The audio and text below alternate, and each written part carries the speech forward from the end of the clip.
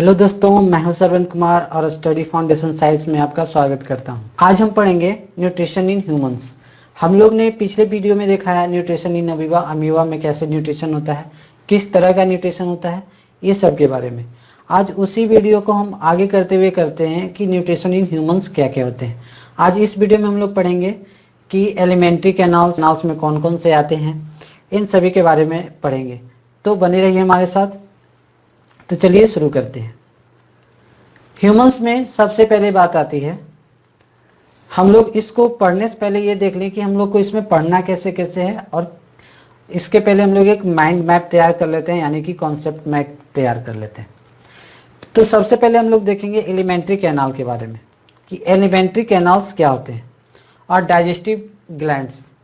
तो सबसे पहले हम लोग एलिमेंट्री कैनाल के बारे में पढ़ेंगे कि माउथ से लेकर एनस तक जो एलिमेंट्री कैनाल्स होते हैं वो, और उसके बाद डाइजेस्टिव ग्लैंड्स की कहाँ कहाँ कौन से ग्लैंड्स प्रेजेंट होते हैं, कौन से ग्लैंड से कैसे एंजाइम्स निकलते हैं, उनका फंक्शन क्या क्या होता है, ये सब बाद में पढ़ेंगे। तो सबसे पहले हम लोग एलिमेंट्री कैनाल पर फोकस करेंगे। एलिमेंट्री कैनाल्स में जनरली माउथ से लेकर एनस तक होता है, जिसमें माउथ आता है, ओसोफेगस आता है, स्टोमैक आता है, स्मॉल इंटेस्टाइन आता है, लार्ज इंटेस्टाइन आता है और एनस आता है। तो ये एलिमेंट्री कैनाल्स होते हैं। एलिमेंट्री कैनाल से एक ट्यूब लाइक स्ट्रक्चर होता है जो कि माउथ से लेकर एनस तक प्रेजेंट होता है। और वही एलिमेंट्री कैनाल जो होते हैं कहीं कहीं स्पेशलाइज जगह पर मॉडिफाइड रहते हैं, जो कि अलग अलग फंक्शन करते हैं। जैसे वही एलिमेंट्री कैनाल कहीं पर ज़्यादा स्पेशलाइज होकर स्टोमक का फॉर्मेशन करता है, वही एलिमेंट्री कैनाल कहीं स्पेशलाइज होकर स्मॉल इंटेस्टाइन का फंक्शन करता है, कहीं वही एलिमेंट्री कैनाल स्पेशलाइज होकर लार्ज इंटेस्टाइन का फंक्शन करता है, और वही एलिमेंट्री कैनाल लास्ट में एनस बनकर एनस का काम करता है। तो एलिमेंट्री कैनाल एक ट्यूब लाइक स्ट्रक्चर होता है जो कि स्पेशलाइज होता है। तो इसी के बारे में हम लोग आगे पढ़ेंगे। तो सबसे पहले बात आती है न्यूट्रिशन इन ह्यूमंस बीइंग। तो ह्यूमंस बीइंग में कैसे न्यूट्रिशन होते हैं, हम लोग ने देखा कि न्यूट्रिशन इन अमीबा, अमीबा में न्यूट्रिशन होलोजोइक टाइप्स का होता है, मीन्स वो 5 स्टेप में न्यूट्रिशन लेता है। हम लोग का भी न्यूट्रिशन होलोजोइक टाइप्स का न्यूट्रिशन ही होता है, जिसमें हम लोग 5 तरफ में लेते हैं। एक, खाना को इंगेशन करते हैं, मीन्स खाना को मुंह में डालते हैं। मुंह में डालने के बाद खाना हमारे स्टोमक में जाता है, डाइजेस्टिव सिस्टम में डाइजेशन होने के लिए। डाइजेशन होने के बाद जो डाइजेस्टेड फूड होते हैं वो बॉडी के द्वारा एब्जॉर्ब कर लिए जाते हैं। तो वही फूड स्मॉल इंटेस्टाइन में जाकर हमारे शरीर से हमारे बॉडी उसको एब्जॉर्ब कर लेता है। वही फिर लार्ज इंटेस्टाइन में जब जाता है तो लार्ज इंटेस्टाइन में, ये अगर लार्ज इंटेस्टाइन है तो यहाँ पर वाटर का एब्जॉर्प्शन होता है और अनडाइजेस्टेड फूड आगे बढ़ते रहते हैं। तो डाइजेस्टेड फूड जब एब्जॉर्ब हो जाते हैं तो उनका एसिमिलेशन होता है, मीन्स वो सेल के पास जाते हैं और सेल में जाकर एनर्जी का फॉर्मेशन करते हैं। और जो अनडाइजेस्टेड फूड होता है वो एनस के द्वारा बाहर चला आता है। तो ये 5 तरह के प्रोसेस होते हैं होलोजोइक टाइप्स ऑफ न्यूट्रिशन में। तो इसी को हम लोग बारी बारी से पढ़ेंगे। तो the alimentary canal is basically a long tube extending from mouth to anus. Alimentary canals एक लॉन्ग ट्यूब जैसा स्ट्रक्चर होता है जो कि माउथ से एनस तक वो प्रेजेंट होता है, कुछ इस तरह से। ये अगर माउथ है तो ये ओसोफेगस, ये स्टोमक, ये स्मॉल इंटेस्टाइन, ये लार्ज इंटेस्टाइन और ये एनस होता है। We can see that tube has the different parts. हम लोग देखेंगे कि ट्यूब में डिफरेंट पार्ट होते हैं, स्पेशलाइज होते हैं अलग अलग फंक्शन के लिए। Various region are specialised to perform a different function. Now first of all we will discuss about the alimentary canals of the human beings. तो सबसे पहले हम एलिमेंट्री कैनाल्स ह्यूमन बीइंग्स के बारे में जान लेते हैं। तो एलिमेंट्री कैनाल्स ह्यूमन बीइंग्स का जो होता है वो माउथ से एनस तक होता है, और इट इज ए मस्कुलर, ये मसल्स का बना होता है, coiled structure about 9 metre of length. ये लगभग 9 मीटर लंबा होता है, और ये mouth, oesophagus, stomach, small intestine, large intestine और एनस तक फैला होता है। एक्चुअली ये जो मसल्स होते हैं, ये मसल्स जो होते हैं वो स्मूथ मसल्स होते हैं। स्मूथ मसल्स मीन्स जो कि कभी टायर्ड नहीं होते हैं। स्मूथ मसल्स हैं जो कि अभी टायर्ड नहीं होते, मतलब थकते नहीं है। ऐसा नहीं कि जिस तरह से हमारा हाथ अगर किसी वजन को उठाया जाता है तो थक जाता है, लेकिन एलिमेंट्री कैनाल, हार्ट, ये सब कभी थकते नहीं है। अगर वो थक जाएंगे तो सारा डाइजेशन और हार्ट बीट का प्रोसेस ही रुक जाएगा। इसलिए वो स्मूथ मसल्स के बने होते हैं और इनका जो एक्शन होता है इनवॉलेंट्री होता है, जो हमारे कंट्रोल में नहीं होता है। इनका फंक्शन जो होता है इनवॉलेंट्री होता है। अब आते देखते हैं स्ट्रक्चर इसका। तो ये है, आप देख रहे होंगे कि ये है एक ह्यूमंस का डाइजेस्टिव सिस्टम, जो कि यहाँ से माउथ से स्टार्ट है। ये माउथ हो गए, यहाँ पर टंग प्रेजेंट होता है, ये ओसोफेगस है, और यही ट्यूब लाइक स्ट्रक्चर थोड़ा सा स्पेशलाइज होकर स्टोमक का फॉर्मेशन करते हैं। यही ट्यूब स्ट्रक्चर स्पेशलाइज होकर यहाँ पर स्मॉल इंटेस्टाइन को बना रहे हैं, और यही ट्यूब लाइक स्ट्रक्चर स्पेशलाइज होकर लार्ज इंटेस्टाइन को बनाते हैं और एनस को बनाते हैं। तो एलिमेंट्री कैनाल में ये आते हैं, लेकिन डाइजेस्टिव सिस्टम में और भी बहुत आते हैं, जैसे कि एक गॉल ब्लैडर जो कि बाइल सिक्रेट करता है, एक लीवर, ये हमारा लीवर हुआ, यहाँ पर ये लीफ लाइक स्ट्रक्चर जो प्रेजेंट है इसको पेनक्रियाज कहते हैं। तो ये डाइजेस्टिव सिस्टम ये सारे आते हैं, लेकिन एलिमेंट्री कैनाल में हमारा mouth, oesophagus, stomach, small intestine, large intestine और एनस ही आते हैं। ये सब साइड से ऑर्गन्स रहते हैं जो कि डाइजेशन में मदद करते हैं। अब आते हैं सबसे पहले हम लोग माउथ पर, कि माउथ कैसा होता है। तो माउथ आप देख सकते हैं कि माउथ कैसा है, कैसा दिख रहा है, जिसमें आप लोग को नाम पर उतना ध्यान नहीं देना है, बस इसका सिर्फ फिगर देखिए, जिसमें कि ये हमारा माउथ है और ये हमारा बकल कैविटी है। बकल कैविटी मतलब माउथ का जो स्पेस होता है, जो वहाँ पर जहाँ पर हम लोग खाने को रखते हैं या चबाते हैं, उसी स्पेस को बकल कैविटी कहा जाता है। और ये हमारा टंग है, ये बॉडी ऑफ टंग है। ये नेजल कैविटी आते हैं जो कि यहाँ पर आके मिलते हैं। यही कारण से हम लोग कभी कभी अगर खाना खाते वक्त अगर सरक जाते हैं तो चावल या फिर पानी सारे नाक से भी बाहर आ जाते हैं। तो यही कारण है, क्योंकि इसका स्ट्रक्चर और इसका स्ट्रक्चर कॉमन यहाँ पर मिलता है।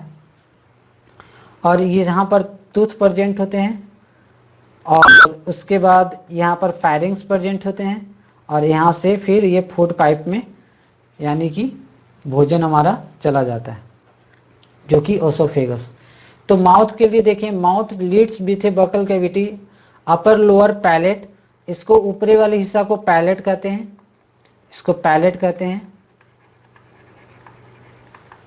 इसको पैलेट कहते हैं, जो ये वाला हिस्सा होता है। एंड लोअर फ्लोर टंग, और लोअर फ्लोर पर मतलब अगर नीचे का हिस्सा टंग पर होता है, जहां पर टेस्ट वर्ड होते हैं, टंग पर ही हमारे टेस्ट वर्ड होते हैं, ताकि हम लोग किसी टेस्ट को टेस्ट कर पाएँ, जैसे सॉर है, स्वीट है, तीखा है, मीठा है, सब इसी पर टेस्ट वर्ड प्रेजेंट होते हैं, उसी पर हम लोग टेस्ट को टेस्ट कर पाते हैं। और हमारे माउथ में 3 तरह के ग्लैंड होते हैं, स्लेवरी ग्लैंड जिसे कहते हैं, लार ग्रंथि इसी को कहा जाता है, जहाँ से लार निकलता है। The cavity is supported by A upper and lower jaw, हमारा ये जो बकल कैविटी होता है वो अपर जॉ और लोअर जॉ से सेपरेटेड होता है और सपोर्टेड होता है।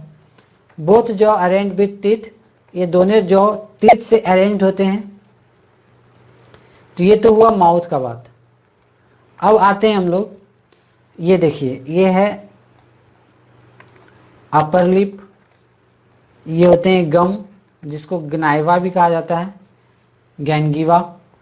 ये होते हैं हार्ड पैलेट, ये होते हैं सॉफ्ट पैलेट, ये होते हैं वल्वा जो एक लटका सा होता है, ये टंग, ये गम और ये लोअर लिप्स होते हैं। यही सारे बकल कैविटी के पार्ट्स हैं। अब इसके साथ आते हैं हम लोग टूथ में, कि टूथ कैसा होता है। टूथ में हम लोग देख सकते हैं, टूथ जो होता है एक इस तरह का स्ट्रक्चर होता है, कुछ इस तरह का,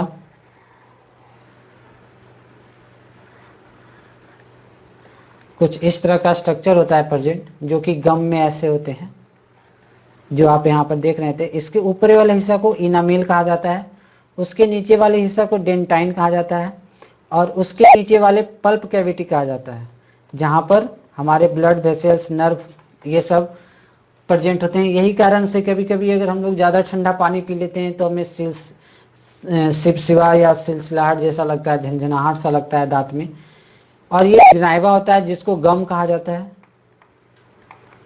और ये होते हैं रूट कैनाल, जिससे ब्लड वेसल्स जाके ब्लड्स में मिलते हैं। और ये होता है पेरिडोंटल मेम्ब्रेन, इस पार्ट को कहते हैं, और इसको कहते हैं सीमेंट। सीमेंट मतलब इसको सीमेंटिंग किया जाता है। हम लोग तीस को 3 हिस्सा में बांटते हैं। पहला है क्रॉन, दूसरा है नेक और तीसरा है रूट। क्रॉन जो होता है सबसे हार्ड पार्ट होता है, ये बहुत ही हार्ड पार्ट होता है। नेक जो कि हमें दिखता नहीं है और रूट भी हमें दिखता नहीं है। तो teeth in man is embedded in upper and lower jaw. Teeth consist of 3 parts, crown, neck and root, help in mastication of food। ये फूड को मास्टिकेट यानी कि चबाने में मदद करता है। अब आता है बात क्रॉन का। तो क्रॉन का होता है it is a post portion of tooth above the gums. It is a specialised region that surrounding the neck of the teeth. Crown is covered with the hardest substance called enamel, जो कि एमिलोब्लास्ट से बना होता है। ये सबसे hardest substance हमारे body में होते हैं, बहुत हार्ड होते हैं जो क्रॉन पार्ट होते हैं। The product protects the crown. जो इनामेल होते हैं वो क्रॉन्स को प्रोटेक्ट करते हैं। ऊपरी का हिस्सा जो होता है वो इनामेल होता है जो कि क्रॉन को प्रोटेक्ट करता है। दूसरा हिस्सा होता है neck. It is a narrow portion at the gum line. ये बहुत ही छोटा हिस्सा होता है लेकिन हमें दिखता नहीं है। जहाँ पर गम प्रेजेंट होते हैं वहीं पर नेक होते हैं। और लास्ट में होता है रूट, जो कि हमारे गम में कुछ इस प्रकार से धंसे होते हैं। तो ये होते हैं हमारे क्रॉन, नेक और रूट। अब आते हैं beneath the enamel dentine in present. Enamel के नीचे डेंटाइन प्रेजेंट होते हैं। और dentine is the hard like bone but not hard like enamel. Dentine जो होते हैं वो इनामेल से कम हार्ड होते हैं, लेकिन ये भी ऐसा नहीं कि पूरा सॉफ्ट ही होते हैं, ये हार्ड होते हैं लेकिन बोन जैसा।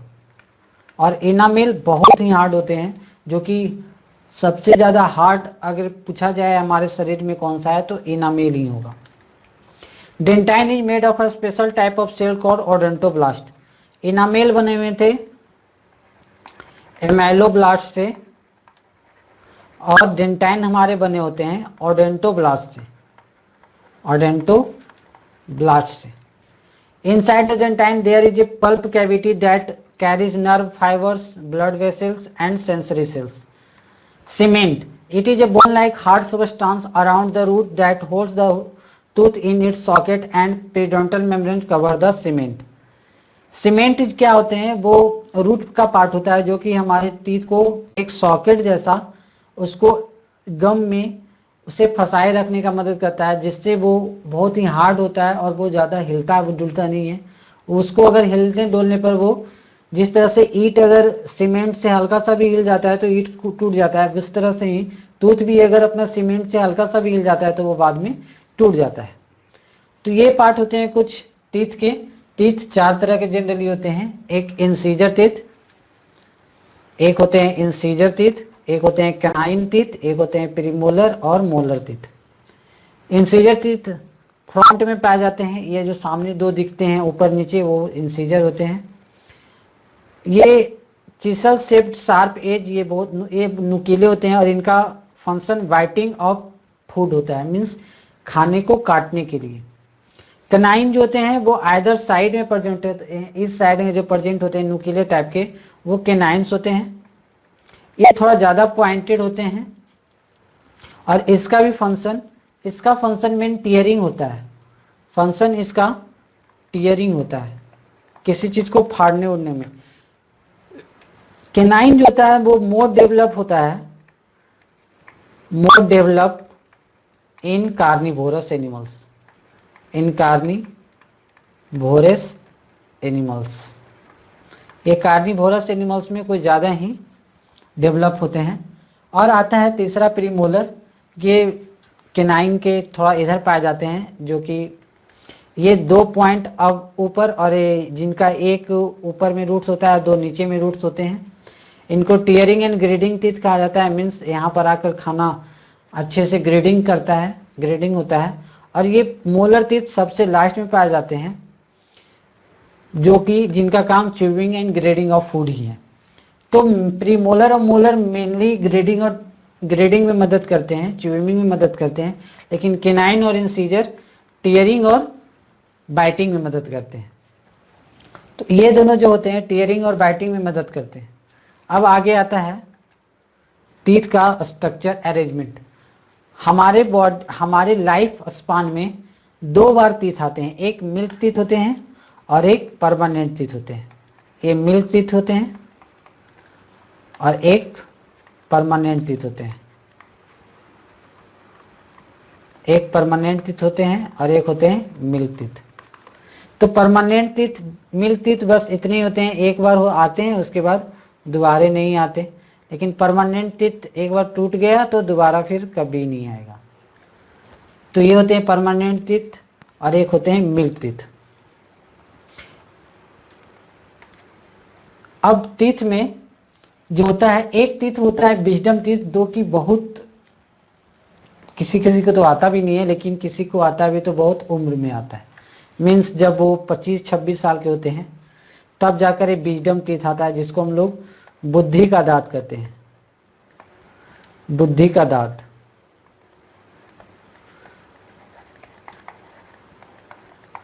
हम लोग बुद्धि का दांत कहते हैं। अगर ये आ जाता है तो कहते हैं बुद्धि आ गया है, यानी विजडम आ गया है। और उसके बाद आता है डेंटल क्राइज। मीन्स हमारे जो टूथ में जो डेंटल क्राइज हो जाते हैं, हमारे दांत सड़ जाते हैं, तो उनका क्या क्या फंक्शन होता है।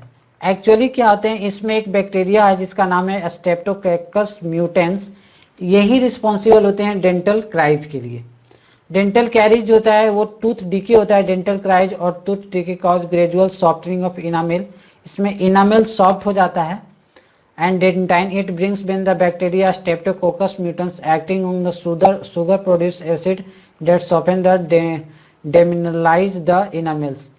क्योंकि ये बैक्टीरिया का मेन खाना शुगर होता है, और हम लोग जब ज़्यादा स्वीट खाते हैं तो इनको अच्छे से ग्रोथ करने का वजह मिल जाता है। और ग्रोथ जब ये अच्छे से करते हैं तो ग्रोथ करने पर ये इनामेल को सॉफ्ट कर देते हैं, और इनामेल के साथ साथ डेंटाइन को भी सॉफ्ट कर देते हैं, और एक एसिड प्रोड्यूस करते हैं जो कि इनामेल और डेंटाइन को सॉफ्ट कर देता है।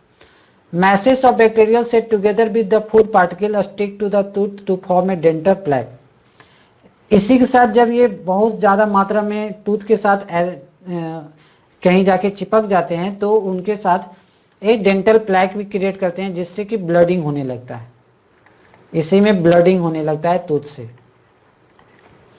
Saliva cannot reach the tooth surface to neutralize the acid as plaque covers the teeth.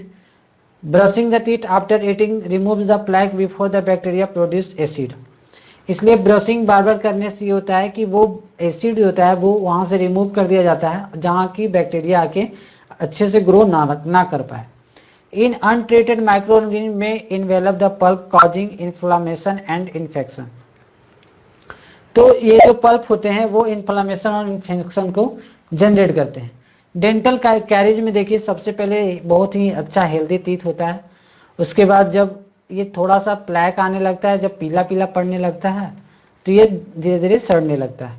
उसके बाद यहाँ पर देखिए पीएच इसका एसिड होने लगता है, और कैल्शियम को ये डिस्ट्रॉय करने लगता है। कैल्शियम डिस्ट्रॉय करने पर ये टूथ डीके हो जाता है और हमारा दांत लास्टली सड़ जाता है। इसलिए हमें डॉक्टर रिकमेंड करते हैं कि हमें ज़्यादा स्वीट्स नहीं खाना चाहिए। तो इसी के साथ हम आज का लेक्चर यहीं पर समाप्त करते हैं। अगले लेक्चर में हम लोग टंग के बारे में पढ़ेंगे। हम लोग ने टीथ देखा, माउथ देखा, एलिमेंट्री कैनाल्स इन ह्यूमंस देखा, और अगले लेक्चर में हम लोग टंग के बारे में पढ़ेंगे। तो थैंक यू बने रहने के लिए हमारे साथ। तब तक के लिए धन्यवाद। सुरक्षित रहें, सेफ रहें। Good bye.